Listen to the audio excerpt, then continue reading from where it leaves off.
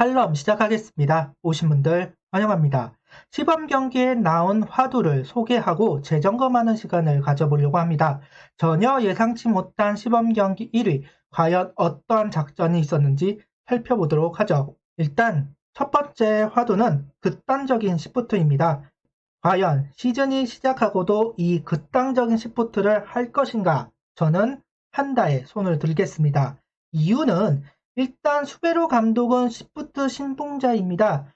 수비 시프트로 쉽게 공을 잡을 수 있다면 해야 한다고 생각하고 있는 감독이라는 점이죠.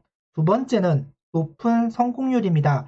연습 경기, 시범 경기를 통해서 시프트의 성공률이 굉장히 높습니다. 굳이 하지 않아야 할 이유가 없다는 것이죠. 여기서 성공률이란 아웃을 잡아내는 것만 성공이냐? 그건 아닙니다. 장타를 칠 수 있는 타자에게 단타로 묶어두었다면 그것도 시프트의 성공이라고 보는 겁니다.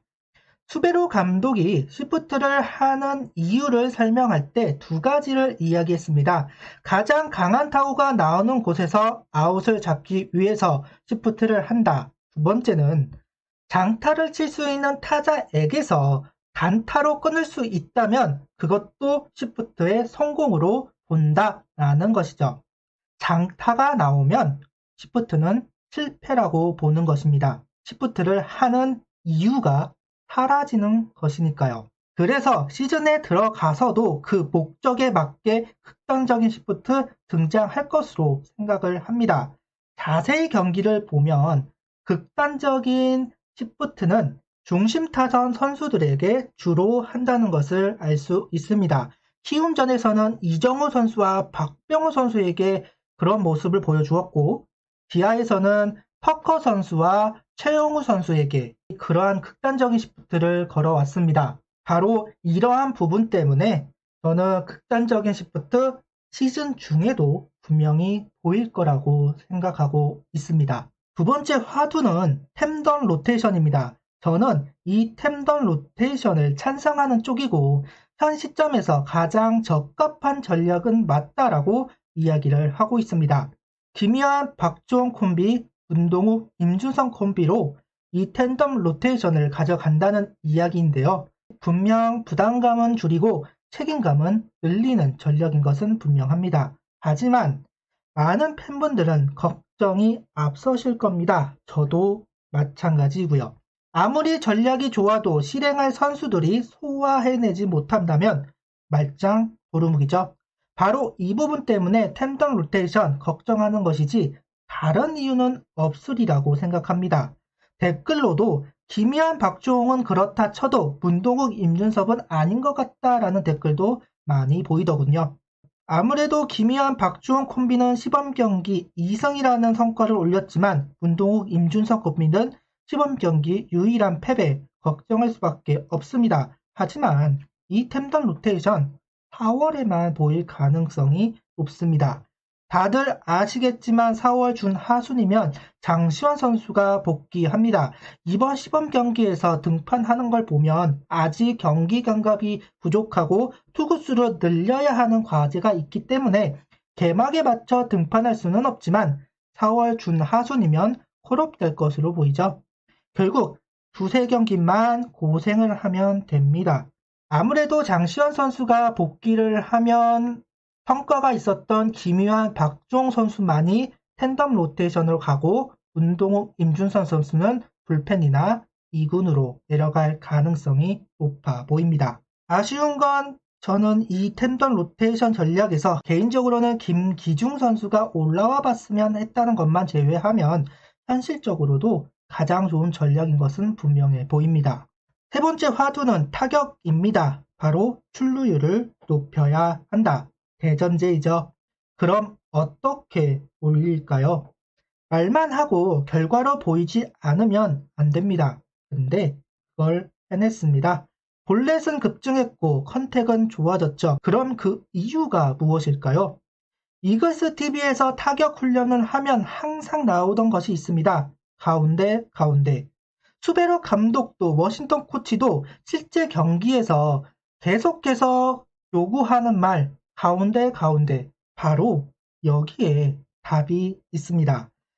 모든 투수가 류현진은 아닙니다. 과연 현재 KBO에서 제구력이 진짜 좋다, 제구력 때문에 못 치겠다라고 이야기 듣는 투수가 정우람 선수 말고는 과연 있나요? 저는 생각이 나지 않네요. 그럼 가운데라는 건 무슨 의미일까요? 바로 스트라이커 존에서 로우 코스를 버리라는 얘기입니다.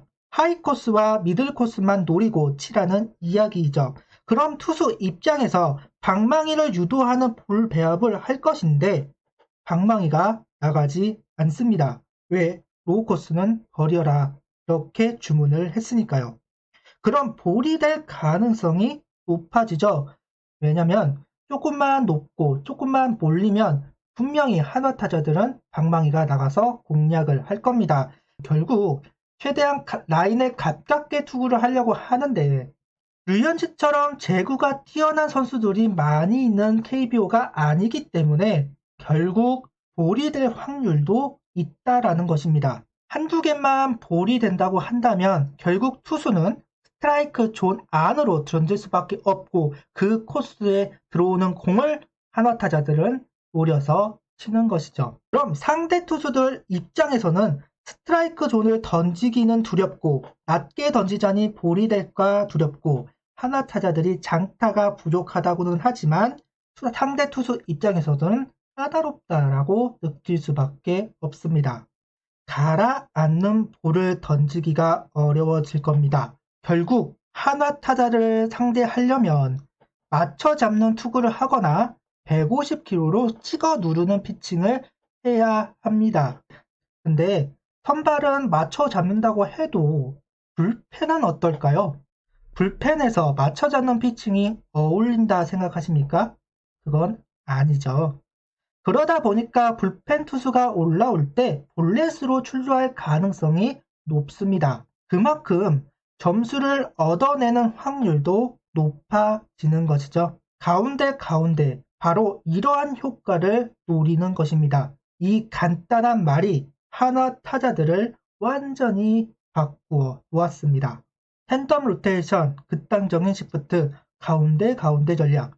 수베로 감독이 한화의 경쟁력을 높이기 위해 선택한 전략들입니다.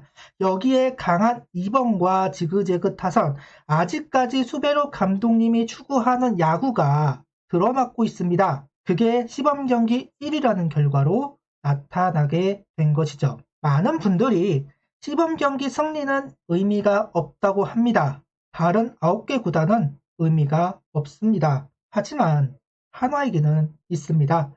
이유는 타 팀이 한화를 낮게 보지 못하게 해야 했기 때문입니다. 만약 한화가 성적이 처져서 승리 자판기가 되어버린다면 다른 9개 구단은 무조건 이기기 위해서 한화전에 에이스를 투입할 겁니다. 그만큼 이기기는 어려워진다는 것이죠.